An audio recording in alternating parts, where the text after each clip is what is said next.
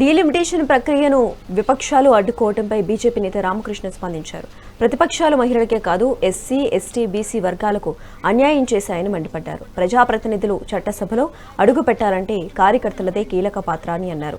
డీలిమిటేషన్తో సీట్లు పెరగడం ద్వారా తమకు కూడా అవకాశం వస్తుంది అన్నారు. ఎన్నో ఆశలు పెట్టుకున్న ఈ కార్యకర్తల ఆశలపై నీళ్లు చల్లారని విమర్శించారు. పార్టీలకు అతీతంగా కార్యకర్తలు ఏకమై ఈ దుర్చర్యకు వ్యతిరేకంగా పోరాటం చేయాలని పిలుపునిచ్చారు.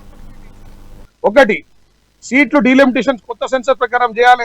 సౌత్ ఇండియా జనాభా అంటే ప్రొజెక్షన్స్ ఉంటాయి ఆల్రెడీ, అంటే కరెక్ట్ ఫిగర్స్ కాదు, మనకు ప్రొజెక్టెడ్ ఫిగర్స్ లో తప్పకుండా మనకు నష్టం జరుగుతుంది. ఫర్ ఎగ్జాంపుల్ కేరళలో 20 సీట్లు ఉన్నాయి, వాళ్ళకు 5-6 సీట్లు మైనస్ అవుతాయి. ఆ 5-6 సీట్లు మైనస్ అయిన తర్వాత దాంట్లో మరి 30%, 33% విమెన్ కి పోతుంది. మరి ఎటువాళ్ళ నాయకులంతా ఈ రోజు ఒక గోల్డెన్ ఆపర్చునిటీ ఇచ్చింది గవర్నమెంట్. ప్రాక్టికల్ గా అందరికి అవకాశం రావాలని, అంటే ఉన్న సీట్లు ఉన్నట్టు వండుకుంటూ మహిళల్ని అకామిడేట్ చేసుకుంటూ యువతకి, ఎస్సీలకి, బీసీలకి అన్ని విధాలుగా కోటా పెరిగేటట్టు, మరీ ముఖ్యంగా రాజకీయ కార్యకర్తలకు కూడా అవకాశం వచ్చే విధంగా కొత్త సీట్లు తయారైనాయి. కొత్త సీట్ తయారైనప్పుడే కొత్త వాళ్ళకి అవకాశం దొరుకుతుంది.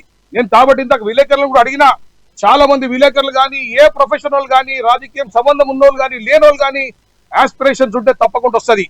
ఇది ఒక గ్రేటర్ డెమోక్రటైజేషన్ కోసము ఈ రోజు కాంగ్రెస్ దీన్ని కూని చేసి, అంటే వాళ్ళొక వెస్టర్న్, ఇప్పుడు వినండి, ఇప్పుడు జవహర్లాల్ నెహ్రూ ఉన్నాడు. జవహర్లాల్ నెహ్రూ తర్వాత ఎవరు వచ్చారు? ఇందిరాగాంధీ వచ్చింది. ఇందిరాగాంధీ తర్వాత రాజీవ్ గాంధీ, రాజీవ్ గాంధీ తర్వాత సోనియా గాంధీ, సోనియా గాంధీ తర్వాత ప్రియాంక, రాహుల్ ఇద్దరు రెడీ ఉన్నారు, మనవాళ్ళు కూడా రెడీ ఉన్నారు. ఫర్ ఎగ్జాంపుల్ మన దగ్గర కేసీఆర్ తర్వాత కొడుకు తర్వాత మనవాడు కూడా తయారే కూర్చుండు. రేపు ఎల్లుండో ఒక యువసేన పెట్టుకుని వెళ్తాడు బయటికి. మరి ఇసొంటి ఒక రాజకీయాలు, ఇప్పుడు స్టాలిన్ ఉన్నాడు, వాళ్ళ నాయన, వాళ్ళ తాత, ఇప్పుడు చిన్నోడు కూడా వచ్చాడు. మరి ఆ ఒక్క రాజకీయాలు వాళ్ళ గడిలు బీటలు కొడతాయని వాళ్ళు దీన్ని అడ్డుకున్నారు.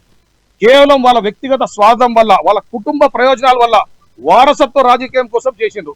మా పార్టీలో ప్రెసిడెంట్ ఆఫ్ ఇండియా సెలెక్ట్ చేసినప్పుడు కానీ, వైస్ ప్రెసిడెంట్ సెలెక్ట్ చేసినప్పుడు కానీ, పార్టీ ప్రెసిడెంట్ సెలెక్ట్ చేసినప్పుడు కానీ ఎవరైనా గెస్ చేయగలిగినరా?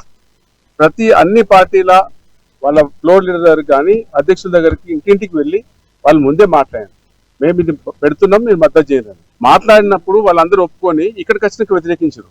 ముందు అఖిల పక్షంలో గతంలో పెట్టిన మీటింగ్లలో ఫెయిల్యూర్ అయినా గొడవలైనవి. కాబట్టి అమిత్ షా గారు వీళ్ళంతా కలిసి అన్ని ప్రతిపక్ష నాయకుల ఇండ్లలో పోయి పర్సనల్ గా మాట్లాడి ఈ బిల్లుకు మద్దతు చేయాలని కోరొచ్చిండ్రు.